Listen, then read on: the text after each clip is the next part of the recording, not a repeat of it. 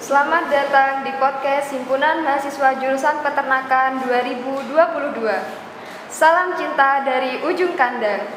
Di sini kami dari HMJ Peternakan dengan perdana akan mengadakan podcast yang membicarakan tentang pandangan generasi milenial terhadap peternakan.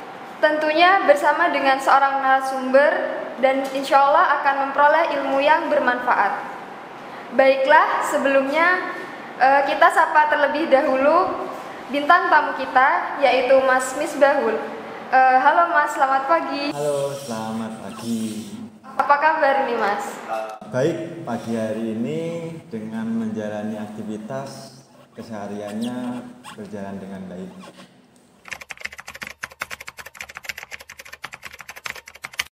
Perkenalkan, nama saya Muhammad Misbahul Umar, bisa dipanggil Misbah, asal dari Jember. Untuk program studi manajemen bisnis unggas jurusan peternakan Politeknik Negeri Jember.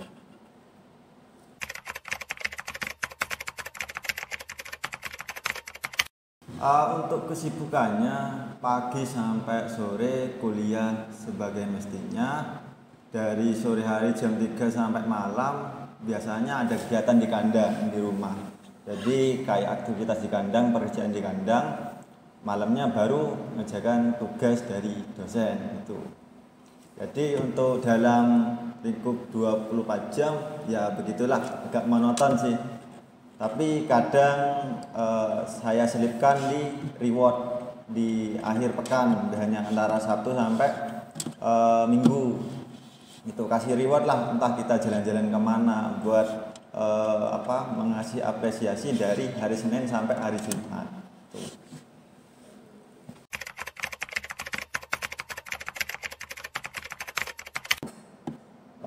Mungkin untuk daya tariknya, untuk pola pikir saat ini usahanya yang berjangka panjang. Dengan kita kalau totalitas ataupun sudah tahu nih manajemen di peternakan dari hulu ke hilir, kita akan mendapat hasil yang lebih baik ataupun menggiurkan. Mungkin histori saya dari dulu mau menggeluti di bidang peternakan.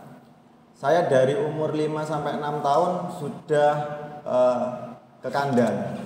Jadi saudara saya di rumah itu pas di belakang rumah itu ada kandang. Ada kandang dengan populasi dulu 5.000, sekarang udah 9.000. Jadi awalnya saya cuma bantu-bantu sih, bantu mas, bantu saudara. Dengan ikut panen, megang 1 ekor, itu dari kecil. Dan alhamdulillah ketika saat saya sudah lulus SMP, saya mendaftarkan diri di SMK. Itu pun ngambil di jurusan peternakan itu. Dan setelah lulus dari SMK,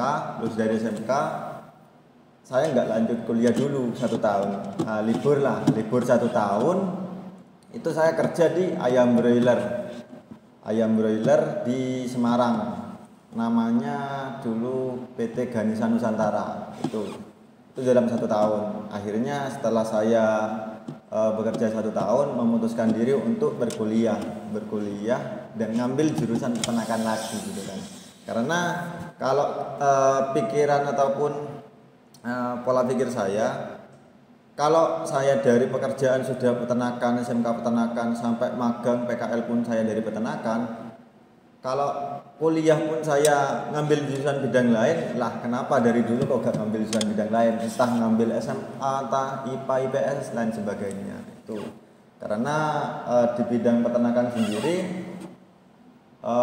menurut saya asik. Karena gimana ya, karena kita memelihara makhluk hidup gitu kan, makhluk hidup, dan itu pun kita harus rawat dengan sukaria lah, gimana kita memelihara ayam dengan senang ataupun memelihara dengan nggak banyak pikiran yang riweh lah gitu.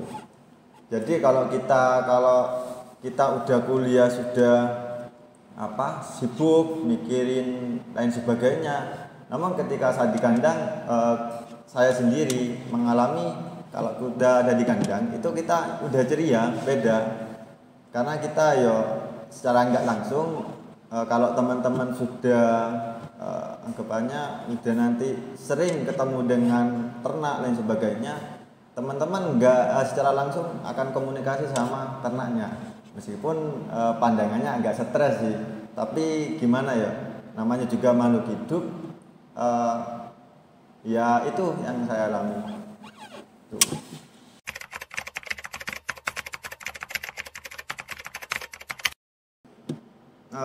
Sebenarnya sangat tidak ada rasa minder, malah rasa percaya dirinya yang agak lebih muncul lah, agak lebih tinggi. Karena pada hakikatnya begini, manusia diciptakan ada kelebihan dan ada kekurangan. Kenapa kok kita menilai suatu bidang dari sisi baiknya saja, itu kan ya. Jadi kita ngapain kalau kita membeda-bedakan suatu bidang dan sebagainya, kalau sama-sama punya kelebihan dan kekurangan. Sedangkan saya sendiri dari kecil berkecimpung di dunia peternakan sampai perkuliahan di dunia peternakan, sampai sekarang bekerja ya sambil bekerja sambil beternak ayam broiler. Kalau kelihatannya sih bosen, iya kan? Bosen kenapa kok di peternakan terus?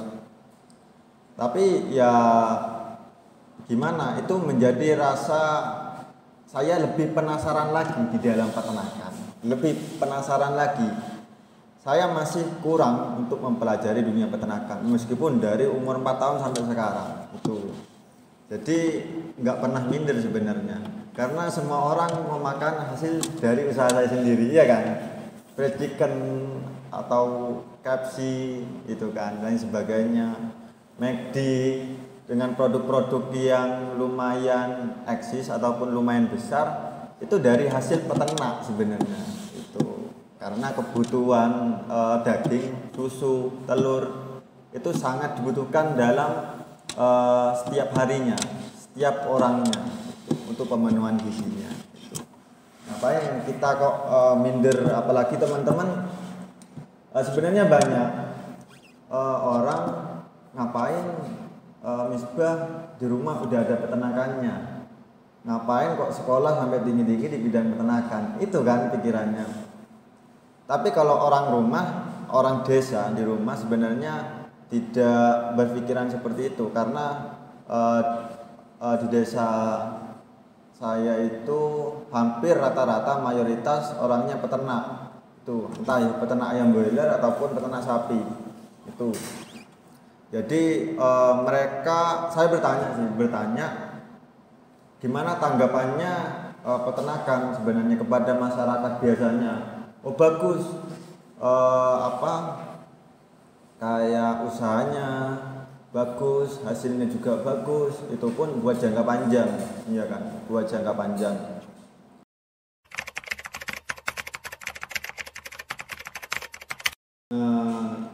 Pencapaian ya dari perjalanan dari kecil SMK, magang juga di Calon Popan dulu, PKL di UUD Donifam, di Bapak Insinyur Yuda Mandala. Habis itu kerja di PT Ganesari Ayam Broiler. Pencapaian yang nampak pada saya yaitu ketika saat kita sudah terjun ke peternakan, tentunya pengetahuan sebelum terjun ke peternakan ataupun peternak lah, pengetahuan tentang peternakan sudah dapat. Yang kedua relasi entah antar karyawan, antar perusahaan maupun antar pekerjanya itu. Karena ketika saat kita sudah banyak relasi, otomatis sesuatu hal ilmu itu banyak berbeda macam antara prof si A, insinyur si A ataupun dari manajer si A. Tentunya mereka punya ilmu masing-masing lah, itu kita serap dan kita saring yang sekiranya nanti bermanfaat nanti untuk kita. Tuh. Yang selanjutnya tentunya percaya diri. Ketika saat kita sudah bertemu dengan orang asing mau berbicara, kita nggak hanya sekedar pegang HP saja ya. Jadi mau berbicara berkomunikasi, menceritakan histori perjalanan usahanya gimana, tentunya kita punya modal di situ. Itu sebagai pencapaian yang sekiranya nampak ataupun yang saya sadari sih kayak gitu.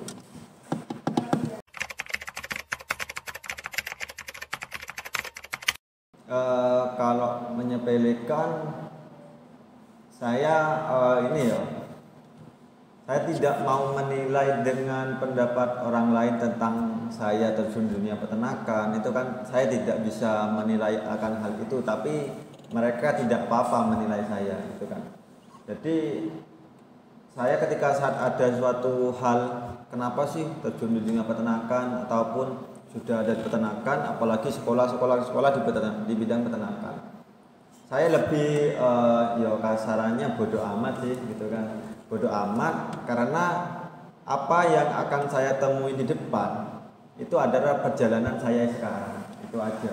Karena seseorang punya perjalanannya masing-masing, perjalanan hidup masing-masing, terus punya perencanaan masing-masing. Jadi kita nggak sama nih sama teman-teman mahasiswa yang lainnya. Saya punya plan ke depannya, nanti setelah lulus harus ngapain. Sedangkan teman-teman mungkin setelah lulus di peternakan nantinya, nanti coba di bidang lain biar nambah ilmu, ya nggak apa-apa gitu kan. Tapi pada hakikatnya setiap orang punya pendapat masing-masing.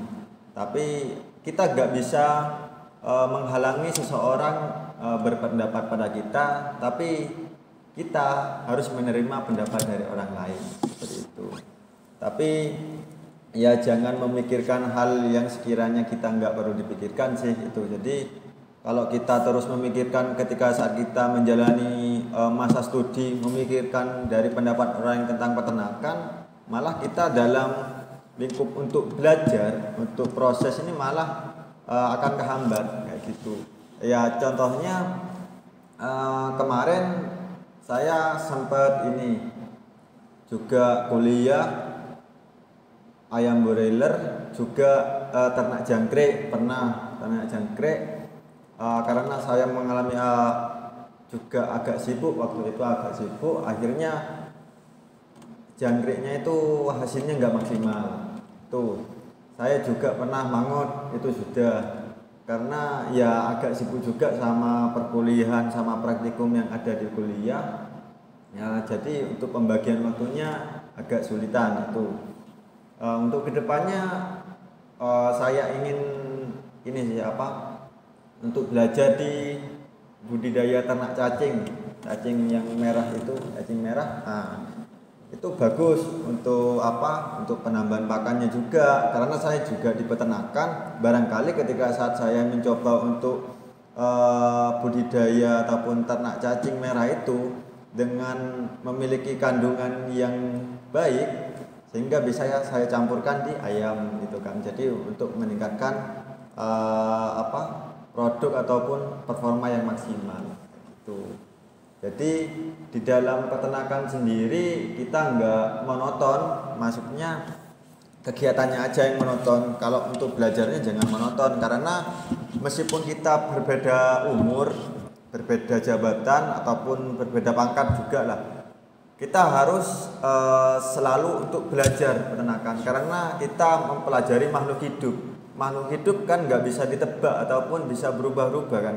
Entah nanti dari pagi ayam si A misalnya sakit, bisa-bisa nanti ketika saat sore hari ayam si A nya sehat, itu kan. Jadi kita harus selalu belajar, selalu edukasi kita sendiri bagaimana untuk mengerti ternak, itu aja. Dan yang terakhir ini Kak, mungkin dari Kakak sendiri bisa memberikan semangat atau motivasi untuk generasi muda yang mau menggeluti dunia peternakan. Bagi yang sudah menggeluti di bidang peternakan, kembangkan sesuatu di bidang peternakan itu lebih banyak, sehingga pada kondisi seperti ini COVID yang sudah berjalan beberapa tahun, teman-teman yang sudah menggeluti di bidang peternakan bisa menciptakan tenaga kerja ataupun menciptakan peluang kerja bagi masyarakat. Sehingga untuk masyarakat yang sekiranya sudah terdampak COVID sehingga kena PHK bagi karyawan-karyawan ataupun di perusahaan besar, teman-teman bisa membantu masyarakat tersebut untuk bekerja di usaha teman-teman. Dan juga bagi teman-teman mahasiswa nih ya, teman-teman mahasiswa lebih banyak untuk kunjungan di peternak. Kenapa saya sebutkan hal-hal itu? Praktikum sama di perkuliahan saja tidak cukup menurut saya, karena di peternak ataupun di lapang teman-teman akan mendapatkan ilmu pasti. Nah, kasarannya seperti itu, ilmu pasti, karena di situ orang tersebut sudah berapa tahun ataupun berapa puluh tahun mengerti tentang ternak. Skala 24 jam dia selalu dengan ternaknya itu kan. Jadi mungkin itu saran saya dari saya lebih sering berkunjung ke peternak, meskipun nggak usah pakai seragam dan sebagainya, karena pada dasarnya peternak akan kasarnya sungkan ketika saat ada satu ataupun segerombolan orang berseragam untuk ke kandang. Nah, nanti dikira interogasi lain sebagainya. Namun ketika saat teman-teman biasa ke kandang, terus nanti komunikasi kandang sampai akrab pun sama peternaknya. Kalau teman-teman mau belajar apapun dengan waktu kapanpun, peternak akan terbuka untuk memberikan edukasi di ternaknya kayak gitu. Barangkali ya nanti teman-teman mahasiswa bisa penelitian di situ gitu kan, dengan gratis. Jadi kan teman-teman dengan modal komunikasi saja akan menciptakan peluang kedepannya buat teman-teman gitu kan. Jadi buat TA-nya ataupun skripsinya teman-teman nggak mengeluarkan biaya dengan banyak itu. Terus untuk teman-teman yang tidak berkesempatan di dunia edukasi ataupun di dunia perkuliahan itu kan ada teman-temanku lulus SMK nggak kuliah, namun mereka beternak ayam broiler gitu kan. Jadi jangan minder, karena ada beberapa SDM yang sudah lulus kuliah, menjadi mahasiswa, menjadi sarjana. Namun sebenarnya kalau boleh jujur, ketika saat mahasiswa sudah keluar dari perkuliahan menjadi sarjana, dengan siswa SMK yang lebih dulu terjun di dunia industri di peternakan, mereka mempunyai nilai unggul dalam bidang teknis lain sebagainya, manajemen. Karena itu yang saya sadari bahwasannya ketika saat saya kuliah di sini lulus, belum tentu saya sebaik teman-teman saya yang SMK yang sudah berapa tahun itu udah di dunia industri. Saat ini saja saya sering belajar ke teman-teman yang nggak kuliah, yang SMK yang tapi udah waktu terbangnya sudah tinggi gitu kan, sudah jauh. Jadi saya sering belajar gimana industri sekarang, gimana perusahaan sekarang. Itu saya belajar. Karena kita kalau memandang suatu hal karena atas jabatan dan sebagainya, nanti kita akan kurang edukasi ataupun kita hanya sekedar percaya diri tapi nggak mengerti gitu kan. Jadi kayak gitu. Hadir ke podcast. Ya baik, terima kasih sebelumnya kepada MJ Peternakan yang sudah mengundang saya di podcast perdananya. Semoga nanti podcast kedepannya bisa terencana dan juga bisa menghadirkan narasumber-narasumber yang memang sudah menggeluti di dunia usaha yang sudah berpuluh-puluh tahun, agar kita sebagai mahasiswa juga mendapatkan suatu pengetahuan akan hal perjalanan proses di dunia peternakan. Terima kasih Kak Misbah. Ya.